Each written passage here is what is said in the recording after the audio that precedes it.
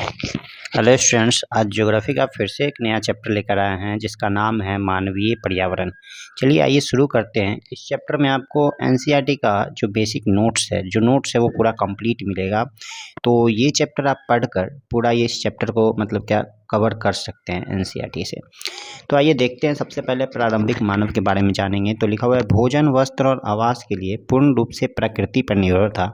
प्रारंभिक मानव जो था वो भोजन, वस्त्र और आवास के लिए पूर्ण रूप से नेचर पे डिपेंड था, लेकिन समय के साथ नए कौशल विकसित करके खाद्य पदार्थ, घर बनाने, यातायात एवं संचार के बेहतर साधनों का विकास किया।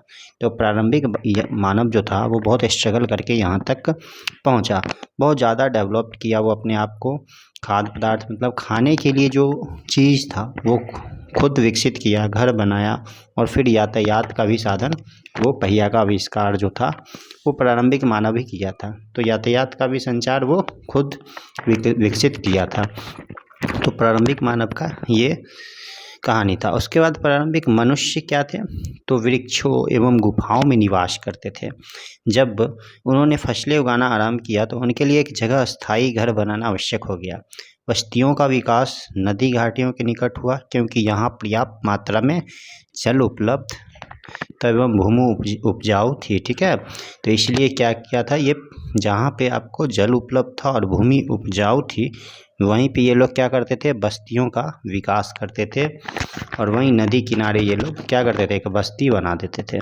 तो प्रारंभिक मनुष्य पहले कहाँ रहते थे? तो गुफा में निवास करते थे और वृक्षों के नीचे। आगे बढ़ते हैं। तो जो प्रारंभिक मनुष्य थे स्टार्टिंग वाले, व्यापार, वाणिज्य एवं विनिर्माण के विकास के साथ ही मानव बस्तियां बड़ी होती गई। नदी घाटी के निकट बस्ती पनपने लगी एवं सभ्यता का विकास हुआ। सिंधु घाटी, सिंधु नदी, मेसोपोटामिया, टाइग्रिस, मिस्र सभ्यता, नील नदी, नदियों के किनारे ही विकसित हुई है।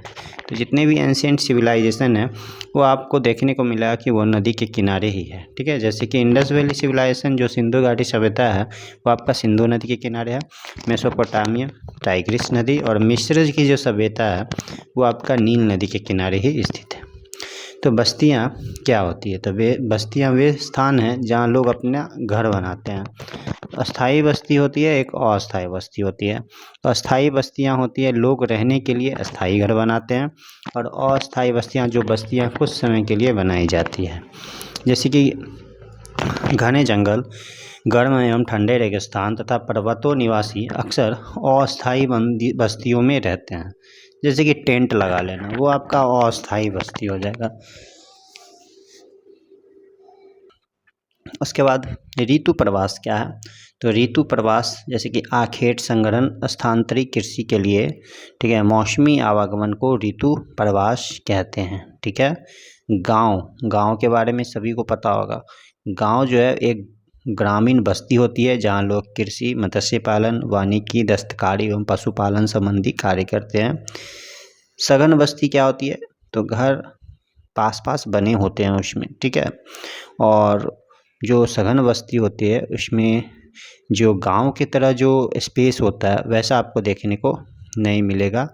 तो गांव में क्या होता है कि आपको बहुत ही ज़्यादा आप लोगों का घर जो होता है वो दूर दूर रहता है, और सघन बस्ती देखने को मिलेगा जहाँ पे घर बहुत पास पास बने रहते हैं। परिकीर्ण बस्ती क्या है? तो घर दूर दूर बने होते हैं पहाड़ी क्षेत्रों में, घने जंगल भी होते हैं उधर, अति विषम जलवायु वाले क्षेत्र होते हैं ये परिकीर्ण बस्ती। उसके बाद मनुष्य ने अपने आवास वातावरण के अनुकूल बनाया। मनुष्य लोग क्या किए? तो अपना आवास जो था वातावरण के अनुकूल बनाया। जैसे कि उसका वातावरण था उसी के अनुकूल क्या किया कि वो अपना आवास बनाया। आगे ग्रामीण क्षेत्रों में लोग अपने पर्यावरण के अनुकूल घर बनाते हैं। देखो, ग्रामीण क्षेत्र में जो लोग हैं वो अपने पर्यावरण के अनुकूल ही घर बनाते हैं, सही बात है। उसके बाद देख लो, आगे पढ़ते हैं कि अत्यधिक वर्षा वाले क्षेत्र में ढाल वाली छत बनाते हैं लोग। जिन स्थानों में वर्षा के समय जल का जमाव होता है वहाँ ऊंचे प्लेटफॉर्म अथवा स्टिल्ट पर घर बनाए जाते हैं। गर्म जलवायु वाले क्षेत्रों में मिट्टी को मोटी दीवार वाले घर पाए जाते हैं जिनकी छतें फूस की बनी होती है। उसके बाद हम लोग मानवीय पर्यावरण पढ़ रहे हैं तो परिवहन भी आएगा इसमें। देखो परिवहन क्या है, वही ट्रांसपोर्ट। तो यहाँ पे परिवहन लोगों एवं सामानों के आवागमन के साधन होते हैं। पुराने समय में अधिक दूरी की यात्रा करने के अत्यधिक समय लगता था, तो उस समय लोग पैदल ही चलते थे एवं अपने सामान को ढोने के लिए पशुओं का उपयोग करते थे। पहिए की खोज से परिवहन आसान हो गया। समय के साथ परिवहन के विभिन्न साधनों का विकास होता गया। आगे है परिवहन के साधन। तो परिवहन के साधन में एक सड़क मार्ग है। तो सड़क मार्ग पहले जानते हैं, लिखा हुआ कम दूरी यातायात के सबसे अधिक उपयोग किए जाने वाले मार्ग सड़क होते हैं। हिमालय पर्वत पर मनाली लेह राजमार्ग विश्व के सबसे ऊंचे सड़क मार्ग में से एक है। ठीक है, हिमालय पर्वत पर मनाली लेह राजमार्ग विश्व के सबसे ऊंचे सड़क मार्ग में से एक है। भूमिगत सड़कों को भूमिगत मार्ग, ठीक है, कहते हैं, और मैदानी क्षेत्रों में सड़कों का घना जाल बिछा हुआ है। अब एक रेल मार्ग भी आता है। रेल मार्ग के द्वारा तीव्रता से एवं खर्च में लोगों का आवागमन एवं भारी सामान को ढोने का कार्य होता है। रेल मार्ग से आप बहुत ही तेज़ी से कम खर्चे में एक जगह से दूसरे जगह तक पहुंच सकते हैं, और बहुत ही ज़्यादा सामान अगर ले जाना होता है तो आप रेल मार्ग से उसे कैरी करके ले जा सकते हैं। वाष्प के इंजन की खोज एवं औद्योगिक क्रांति ने रेल परिवहन का तीव्र विकास में सहायता प्रदान की थी। जो डीजल इंजन था उससे क्या हुआ था, तो औद्योगिक क्रांति मिला था रेल परिवहन में। डीजल एवं विद्युत इंजन ने व्यापक रूप से वाष्प के इंजनों का स्थान ले लिया। तो उससे पहले जो था वो आपका वाष्प इंजन चल रहा था, फिर डीजल इंजन आया, फिर उसके बाद विद्युत इंजन, मतलब इलेक्ट्रिक पे ट्रेन चल रहा है। आगे पढ़ेंगे जलमार्ग के बारे में, देखते हैं। तो जलमार्ग भी है। इससे पहले एक सड़क मार्ग था, रेल मार्ग था, अब देखो जलमार्ग भी है। तो प्रारंभिक समय में परिवहन समय के लिए जलमार्ग का उपयोग किया जाता था। अधिक दूरी में भारी एवं बड़े आकार वाले सामान को ढोने के लिए जलमार्ग सबसे सस्ता साधन होता है। देखो स्टार्टिंग में हम लोग जलमार्ग से ही एक देश से दूसरे देश तक जाया करते थे।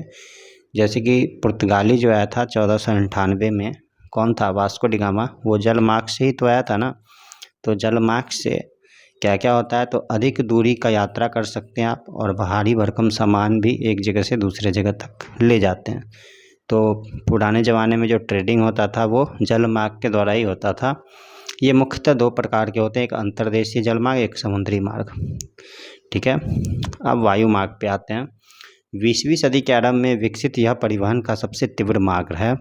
ईंधन की लागत अधिक होने के कारण यह सर्वाधिक महंगा साधन है। यह यातायात का अकेला साधन है जो सर्वाधिक दुर्गम एवं ध्रुव स्थानों तक पहुंच सकता है, विशेष रूप से जहां सड़क एवं रेल मार्ग नहीं है। ठीक है, तो वहां पे आपको वायु मार्ग देखने को मिलेगा। ठीक है, वायु मार्ग समझ गए आप, एरोप्लेन से एक देश से दूसरे देश तक हम लोग पहुंच जाते हैं। संचार पे आते हैं। संचार दूसरों के पास तक सूचना पहुंचाने की प्रक्रिया है। इंग्लिश में आप इसे कम्युनिकेशन कहते हैं ना। ये जो कम्युनिकेशन है वो एक जगह से दूसरे जगह तक अपना मैसेज पहुंचाने का एक प्रोसेस होता है। तकनीकी विकास के साथ मानव ने संचार के नए एवं तीव्र साधनों को विकसित कर लिया है। संचार के क्षेत्र में विकास से विश्व में सूचना की क्रांति आई है।